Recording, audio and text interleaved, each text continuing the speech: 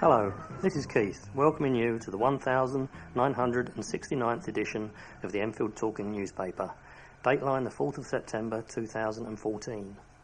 The readers this week are Janet, Sally, Colin and Keith, with Robin on the controls. The items that we will be reading come from our local newspapers, the Enfield Gazette and Advertiser and the Enfield Independent, under their copyright. Our title music is Country Rock Polka, composed by Pat Prilly, Ferdinand Bouillon and Harry Breur, and is performed by Jean-Jacques Perry, and is used with his kind permission. Local stories include Under the Radar and Holiday Pool Death Tragedy. Just our usual two news items this week. First of all, the Macular Disease Society. This support group meets on the second Wednesday of every month from 10 a.m. to 12 noon. At the Trinity Church Hall, Gentleman's Row, Enfield, EN2 6AN. The meetings are open to anyone affected by central vision loss, and carers are welcome as well. For further details, please contact Alan Newson on 020 886 5659. That's Alan Newson on 020 886 5659. The Home Library Service is part of Enfield Libraries and provides a delivery service to people living in the borough who are unable to visit a branch library due to age, mobility, disability or their caring responsibilities. We visit each of our members every 4 weeks. The service is free and we will tailor it to your taste. For visually impaired people, we can provide books in large print or recorded books on CD or cassette. We can also bring music on CD or films on DVD for people with some vision. Members are free to reserve particular items. If you'd like to join the Home Library Service or know someone who would, please call 01992 716 010 and we will arrange for the Community Access Librarian to visit you. That number again, it's 01992 716 010. If you are experiencing any problems receiving your Enfield Talking newspaper, please phone Diane de Jersey on 020 8805 6578. She is your listener's representative and she will be pleased to help you. That's Diane de Jersey on 020 8805 6578. Now Janet will read the first item of local news. Parents are at loggerheads with Enfield Borough Council after it was revealed a disused secondary school will become a special needs school. The South West Enfield Action Team is furious that the former Minchenden Secondary School in High Road, Southgate will be turned into a school for special needs pupils as opposed to a primary school. Owned by Barnet and Southgate College, a council report reveals that the local authority has purchased a 2-year lease for the site as there is an urgent need to develop some emergency specialist provision. However, this has been met with outrage by parents in Southgate who fear there is a distinct lack of primary school places in the southwest of the borough. Noel Daniels, leader of the group, told the Independent they feel let down by the latest decision. She said, "We are crying out for a primary school in this part of the borough, and they needed to look no further than a site which has already had classrooms built on it. The council has not notified us of this decision. As there has been no consultation on this, we feel it is deliberately under the radar." Fears for primary provision look to be allayed when Ashmore Academy submitted a plan to build a new primary school on its grounds. However, the government rejected funding proposals. The council insists that it has met the shortage of primary school places in this part of the borough with the expansion of Bowes and Broomfield schools in Southgate, as well as a surplus of places at Garfield Primary in New Southgate and Bowen School in Green Road, Southgate. David Burrows, Enfield Southgate MP, said, "This is extremely disappointing because there is a site ready to be used. The council has not made anyone aware of this and has left people fearing for school places in this part of Enfield." The report states a 16.8% increase in social needs pupils in the borough between 2011 and 2014 with mainstream schools increasing by just under 12%. Michael Clary of the Groveland's Residents Association added, "This is a surprising development. Many local people regard the Minchenden site as far better option for a primary school than Grade 2 listed open land at Groveland's, and we understand that at one stage the council was trying to negotiate a 2-year lease for a temporary school. How is it suddenly become feasible and cost-effective to lease the site for a special needs school when it presumably not the case for a primary school?" Councillor Aoife Ohan, Cabinet Member for Education, Children's Services and Protection, said, "Providing good quality school places is a top priority for Enfield Council. We are committed to providing enough high-quality school places for our increasing numbers of children and young people, including those ones with special needs. But because we are still in the process of acquiring the lease for Minchenden, the site was not available for the start of this school term, and the council told South West Enfield that Minchenden would not be used for primary places." The family of an intelligent and inspirational teenager who drowned in a filthy hotel swimming pool while on holiday in Cyprus are seeking answers over his death. Relatives of 18-year-old Savakis Alexandros Georgiou say the water in the pool in the party resort of Ayia Napa was so cloudy that his unconscious body lay at the bottom for up to 5 minutes before he was discovered. An investigation has been launched into the death, while the owners of the hotel he was staying in have reportedly been arrested on suspicion of not holding the proper hotel and pool permits. Speaking at the family's supermarket, Despina, in Bowes Road, New Southgate, on Monday, Savakis' aunt, Angela Soteriou, said an independent forensic coroner had criticised the state of the pool, describing it as murky and littered with rubbish. She said, "The water was filthy. No one could see him because no one could see the bottom of the pool. We believe that had the pool been clean, he may have been seen earlier." Savakis had travelled to the resort with his cousin after his grandparents paid for the holiday as a late birthday present. They had booked a twin room at the Fedra Hotel, but when they arrived at about 1 a.m. on Thursday, August 14, they were told there were no rooms available and they would have to stay at its sister establishment, the Calypso Hotel. Savakis, who lived in Cheshunt, spent the next 4 days visiting relatives in nearby Protaras before going out partying in Ayia Napa's main square. After parting from his family at about 11 p.m. the previous day, the 18-year-old went out with friends before returning to the hotel where the party continued. The family said that at about 8 a.m. there were about 20 people in and around the pool. Savakis had not been seen for 5 minutes when a woman got into the water and tripped over his body on the bottom of the pool. Several people tried to revive him, but he was declared dead on arrival at Famagusta Hospital. A post-mortem gave the cause of death as drowning.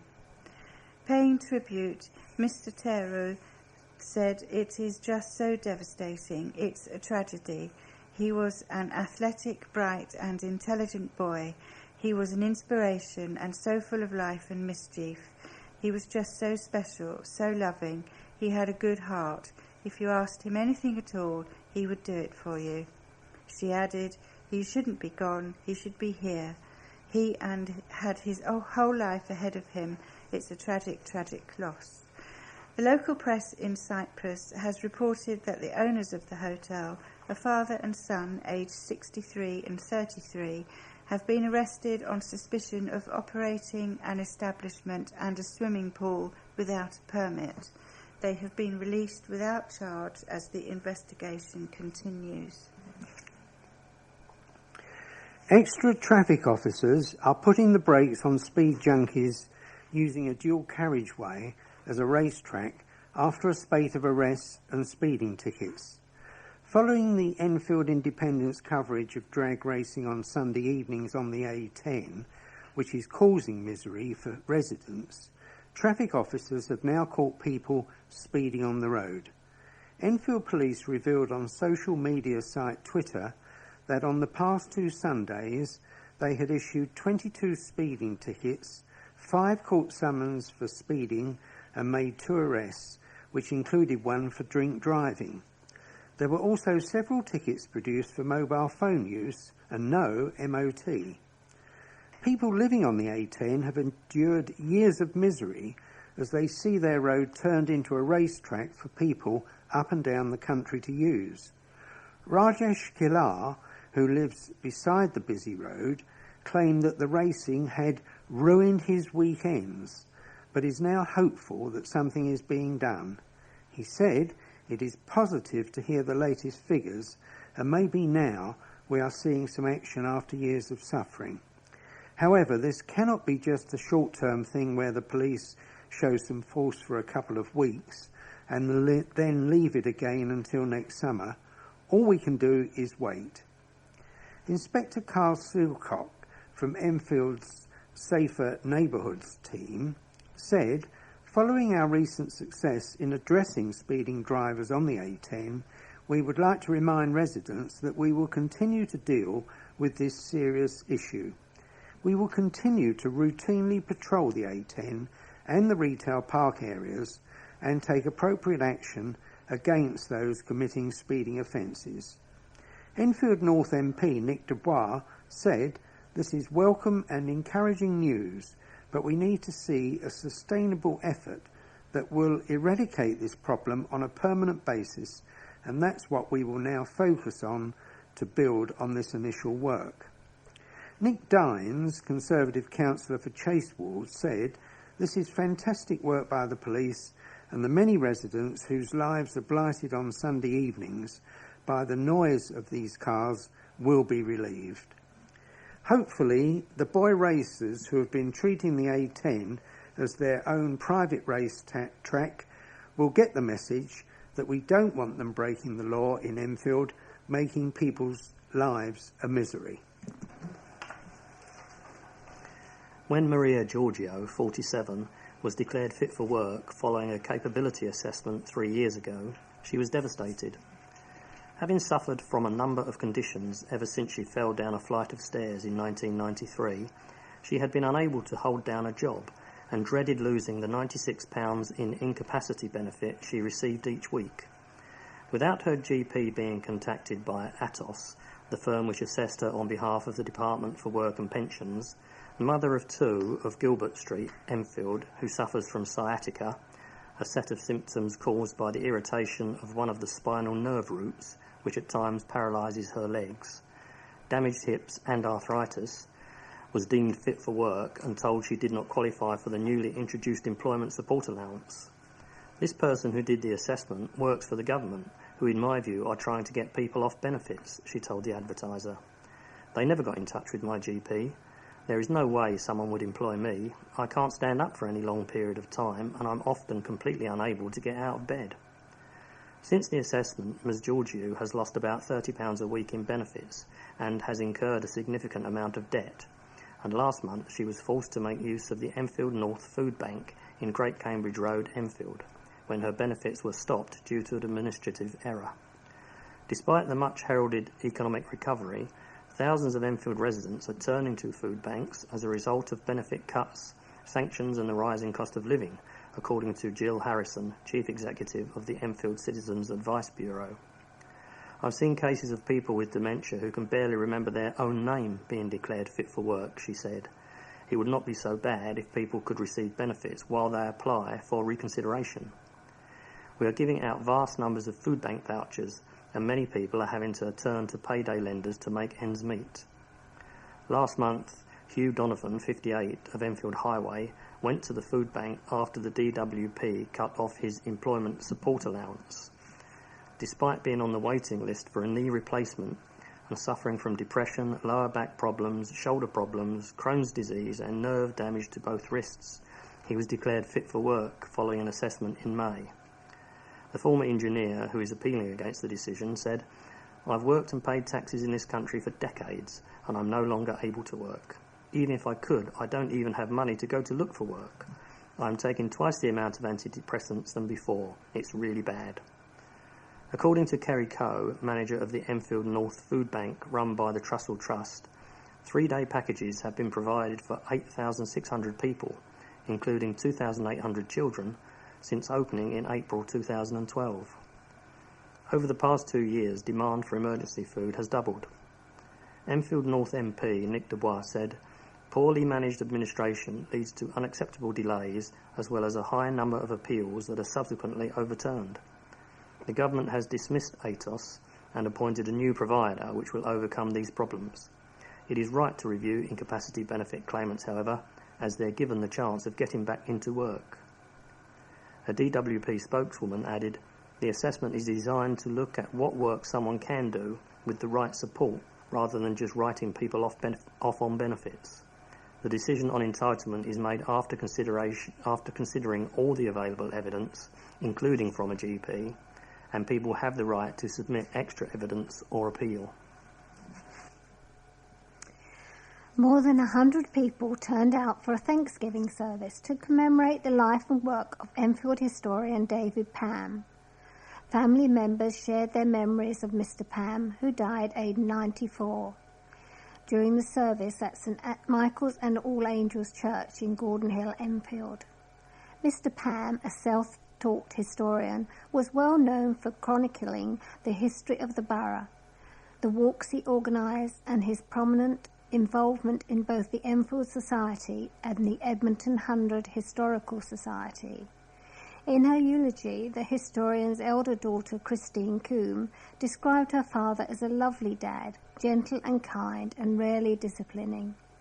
She read 2 poems her father was fond of, adding, "He loved reading history, poetry and literature, but mainly poetry, because literature took too much time that could be spent reading history." His grandson David spoke of time spent with Pops during holidays in Brighton and at Tottenham Hotspur games. While his father Andrew recalled the fact that Mr. Pam would never criticise his wife Maisie, with whom he had celebrated their 65th wedding anniversary in May. Maisie gave him a real sense of confidence and belief that he could achieve something in his life, said Mr. Coombe. "There's no doubt in my mind that he loved her with all his heart. I suspect he did from their very first date up until the day that he died." Born in Edmonton in 1920, Mr. Pam lived in the borough all his life and devoted himself to chronicling the history of Enfield. He did not go to university and taught himself French and medieval Latin so that he could study from original sources, and was often found carrying out research at the National Archives in Kew, West London. In the 1950s, he worked as a reference librarian in Edmonton Library before becoming Enfield Council's local history and museum officer. He set up the Enfield Museum Service in 1975. After retiring in 1982, Mr. Pam wrote 5 books. The Story of Enfield Chase was followed by A History of Enfield in 3 volumes, A Parish Near London, A Victorian Suburb, and A Desirable Neighbourhood, all of which were published by the Enfield Society. He also wrote a book about the history of the Royal Small Arms Factory in Enfield Lock. Christopher Jeffcott, president of the Enfield Society, said, "This modest, unassuming man was an intellectual giant who chose to devote his talents to describing the history of Enfield and Edmonton. He clearly leaves us with a greatly enhanced awareness of the sometimes beautiful and always interesting place we live in." Council chiefs have been advised to refuse planning permission to a field of solar panels that would give energy to 4,000 homes in order to protect newts, bats and badgers. The planning application to construct a 15.2 megawatt capacity solar farm on a 25-hectare site in the Green Belt on the outskirts of the borough will come before Enfield Council's Planning Committee soon. In a report submitted to the council before the meeting at the Civic Centre in Silver Street, Enfield, officers have recommended that councillors refuse the application as not enough has been done to assess the impact the construction will have on barn owls, great crested newts, badgers, brown hares and bats. Although the officers do say in the report that the site is not a conservation area, nor are any of the properties within the wider site demise listed buildings, the council's tree officer states that it is unacceptable to remove several mature oak trees of established landscape and biodiversity value to make way for the field of solar panels. The site, behind Sloman's Farm off Whitewebb's Road and bordered by the M25, is shielded partly by hedgerow and trees. But the officer's report states that the applicant has failed to demonstrate the very special circumstances that would justify the scheme. However, Green Party prospective parliamentary candidate for Enfield North, David Flint, says the benefit of solar power outweighs any objections. This is an important opportunity for Enfield to contribute to the fight against climate change, he said. This array will cut CO2 emissions by over 6,000 tonnes per year. Sunlight is free and clean. Fossil fuels pollute the air and wreck the climate. It's a no-brainer. This will be clean power for over 4,000 homes. This is what the Green New Deal wants nationally: green jobs and clean energy. Council chiefs are preparing to clamp down on scamming car traders in the borough.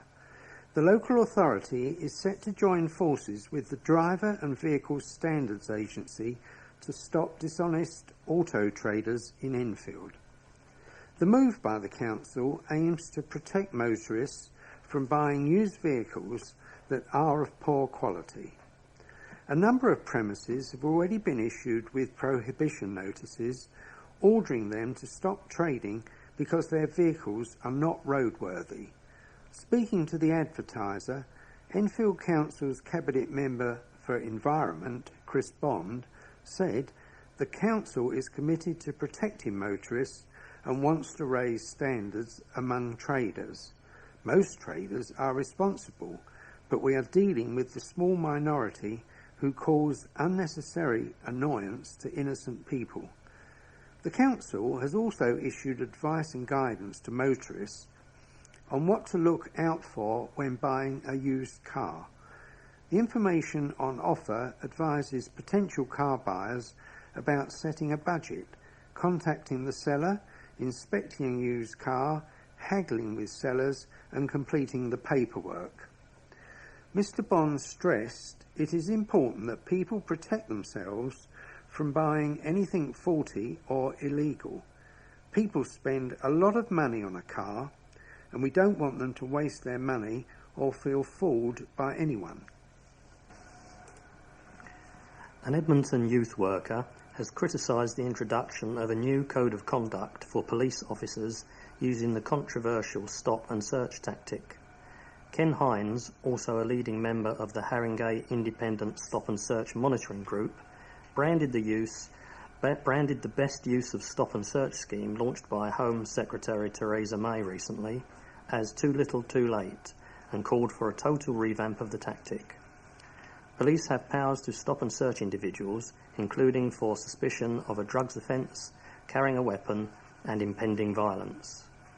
The Met, which has pledged to make stop and search more intelligence-led, said that it was implementing two components of the scheme to which police forces can sign. It is introducing higher levels of authorisation before considering the use of Section 60, the blanket power to stop and search people in anticipation of serious violence without any prior suspicion, and it is improving the recording of the outcomes of searches in order to become more transparent. However, Mr. Hines, who said he had been wrongly stopped and searched more than 125 times in his life, said that despite recent reforms, the tactic continued to create resentment within many communities. He said they are tinkering with a policy that should have been revamped a long time ago, and they do not understand the resentment that this is causing towards the police. Recent figures show that the use of stop and search in Enfield is decreasing from about 2,000 in May last year to 1,100 in May this year. Ethnic minorities are searched 1.5 times more often than whites. Commander Adrian Hanstock, the Met Police's lead for stop and search, said, "The Met has made significant improvements to stop and search, and we are arresting more people than ever before, and routinely find people in possession of weapons and stolen items." Doubts over the future of a golf club have led to a division among members. Players at the Leaside Golf Course in Lee Valley Complex on Meridian Way, which used to be called Pickett's Lock, feared it would close after it had placed under review by its owners, the Lee Valley Regional Parks Authority. Now some are concerned fees could rise after it was ruled the authority was considering leasing out the club or bringing in a contractor to run it. Phil Page, a regular golfer at the course, fears older members could be forced to go elsewhere if new operators raise fees. He said this could possibly be a disaster for the club and its users. It's a great concern here because a private company could stick prices through the roof, leaving many of the older generation who use it with nowhere to go. It would surely go against the reasons why the Lee Valley was built in the first place, which was for sport and leisure. The golf club was created in 1972 and is popular among older players. The Parks Authority Expression of Interest document lists 3 main objectives: to operate the site at no cost to the authority, to ensure the non-golf areas are maintained, to conserve natural habitats, and to deliver an efficient operation and sustainable leisure business. David Roach, chairman of the club, believes this could be a good move. He said, "It is unsure as to what will become of the golf course, but this could be a good move if someone is to come and run it under a lease. Our main objective is to keep the club open. It would be concerning if prices were to go up, but we cannot say yet. The authority has set a deadline of early September for anyone to declare their interest."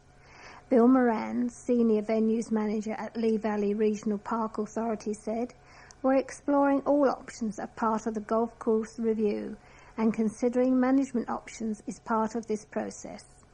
As we said, Lee Valley Golf Course will continue to operate under the current arrangements throughout the summer and autumn, and the review will be completed by the end of 2014.